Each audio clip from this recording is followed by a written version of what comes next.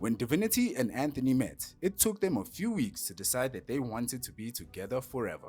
We met in November the previous year, 2013. By December 2013, we knew that we had wanted to get married. However, their wedding plans and preparations were met with a lot of pushback from family and the church. They then wanted things to be done in a specific way in terms of... Divinity and Anthony didn't expect that choosing between family and church would jeopardize their future. He made the first move. I made the first move. We met in New Brighton, actually. So I went by airtime. So I saw this beautiful lady. I parked across because I knew that she was going to come and pass and buy the shop. So I wanted to get out of the shop at the same time that she's passing. What captured me the most is her smell. Like, she smelled good. I said hi and she passed and smelled. Okay. Now, I was like, should I follow her? I have to get at least a number. We met in November.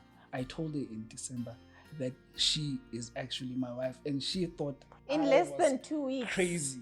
And then, 10 years later, what do you think? Yeah, I thought he was absolutely crazy. We got along. I mean, I thought he's a nice guy. Oh, really? That's like us spending time together. I didn't have a future in mind. And then when he told me that I'm his wife, I was like, okay, sign number one. Something's not right. And then he was like, no, but don't you enjoy spending time with me? I was like, yeah, I do. So he was like, okay, fine. Then let's just continue spending time together. So I told my mom, and who then obviously told my dad. The next step is that then there's an arrangement for the families to meet for lobola negotiations. We were both Christian, and we went to the same church at that time. I grew up in a charismatic church environment, and so I knew within that setup what happens because I had witnessed it with other people that got married within the charismatic church. And I also knew that different churches within the charismatic allow and what they don't allow. We still need to speak to our pastors and let them know that this is a decision that we've reached and have taken. When we had done that, then the church told us what their expectation was in terms of what must happen next. And so that's where we started seeing that there's differences and there might be potential challenges in how we're going to approach things, because then the expectation was that we get presented before the church. Obviously, the church has to know what's going on, and also that you'll be prayed for and you'll have covering as you take on the journey. So then we had to take that information back to our families, which was not received very well. They then wanted things to be done in a specific way in terms of starting with tradition first rather than starting with religion. We then had to find a middle ground as to what is going to happen first. Will we get presented before the church first, or will the lobola negotiations start first? Not as simple as that, because both these people or both of these beliefs are important to you. We did have a stand, and our stand was that we would like to be presented before the church first. Eventually, an aunt of mine agreed to be the family representative at the church when we got presented.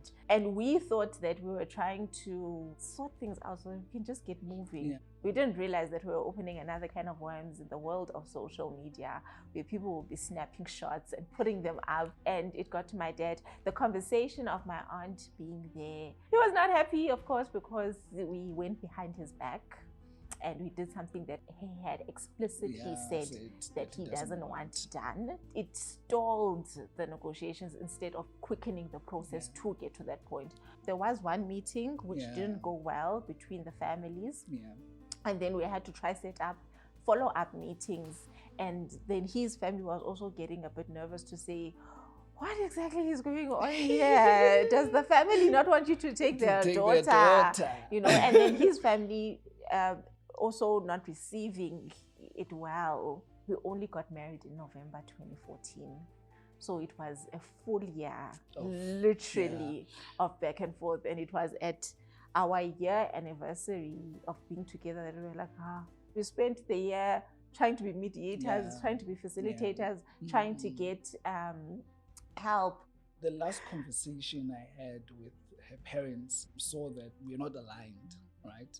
We were sort of like caught up in the middle of all this tug and war. So the only way to get ourselves out was to just elope. My father-in-law is not a person that speaks a lot. So when you ask like difficult questions, he will just not answer. For example, one of the questions that I asked is, would she like for me to marry your daughter? I expected a no answer or a yes answer, and I got a nothing. We got married in November.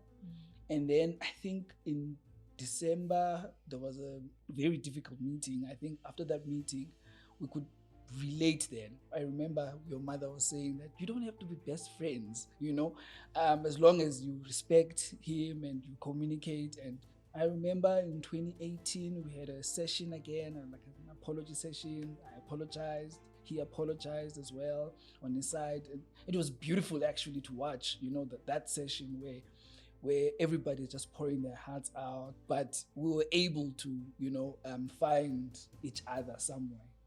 The conversation that we had with our friends when we were going to get married, because they knew, because we were presented in front of the church, and I think as well, And we they had had shared, been there all along. the journey with them. They was very supportive, and we actually told them like, look, I think there's only one way here. We've reached the point where it's only just one-way street. We're going to go to Home Affairs and sign. And then we're not running away from all the processes. It's just that we're trying to choose ourselves as well, because in the whole year, we were not choosing ourselves. We were busy mediating. We were busy looking at our families, trying to please everyone except us. Even our relationship was strained at times because we are constantly neglecting ourselves. Immediately when we did that, when we signed, and the peace that came, because we had so much peace, and something that we hadn't had like the whole year. When we had gotten to a point of realizing that, listen, it's been a year, we've been trying, and it just either means we're going to break up at this point, the strain of it all is going to break us up, or we'll just decide to fight and sit. So we decided actually we'll go and get married. And I told my mom, he told his family. He said, listen, we've really tried, and at this point, we don't know what we actually meant to do. And so while you figure out the meeting ground that we can meet at, while you are still trying to think what will be pleasing to you, we will go and get married, and we will sort everything else afterwards. And that did not go well at all. It was it blew up badly in our faces, particularly with my family. My mom and I struggled to communicate or speak for a good 2-3 years. I then had to step back and allow her, to deal with that. We would have loved to have people there on the day celebrating with us. But I also had to, at some point, I let that go at that year anniversary mark. And I was like, it's not worth it for me at all. And so, because he wasn't sure, he was like, are you sure? Are you sure? It's okay, I'm actually fine with it. And so it was a bomb explosion. So I think for me, they accepted you very well. I think they support you. I remember my aunt once said to us, as long as you guys are happy, like even for example, they don't want a makoti to be at home. Like they're like, the day you get married, you leave with your makoti and go stay there. No watering things. I think for me it was smooth sailing, but for her, I understand it was difficult, and I didn't want to put her in that difficult situation. After the apology session that we had planned then the following year, which is 2019, that we'll get together and start the processes and all that. However, though, 2019 was so bad, we couldn't get to a place where we could do that.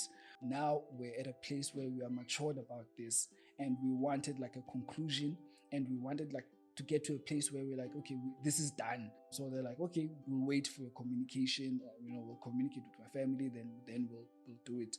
And then 8 days later, I think 2022. 8 years later is when we did it. We got the families together. And I think it was the perfect time. I think we needed the families, and everybody needed that time. My biggest regret is not eloping itself, the way the elopement happened for me. And that's why I'll never let anyone come across me and elope the way that I eloped. Like, it doesn't have to be done the home affairs way. It doesn't have to be that You dull and can dreary try and boring. and zhuzh it Like, up, you you can know? be pretty, you can have flowers, you can have cake, you Yeah. can be beautiful and memorable, you can have a photographer. Yeah. Listen, you can travel, there's so much that you can do. And that's the only regret that I have. Going to that home affairs office and having that guy sitting there looking like he's not Way, even interested. way. You know, like to him it's just a job. He doesn't care. My biggest regret, I would have loved actually the first time around everything to happen the way that it should have The way it happened 8 years later. Yes. I feel like if everybody could come together, you know, and be like, okay, let's respect each other. Let's understand where you're coming from. Let's sit on the table. Let's find middle ground. That for me would have been lovely. But it happened though, but yet 8 years later. But I would have loved it for it to happen earlier. You My know? biggest lesson is your peace is so important to you.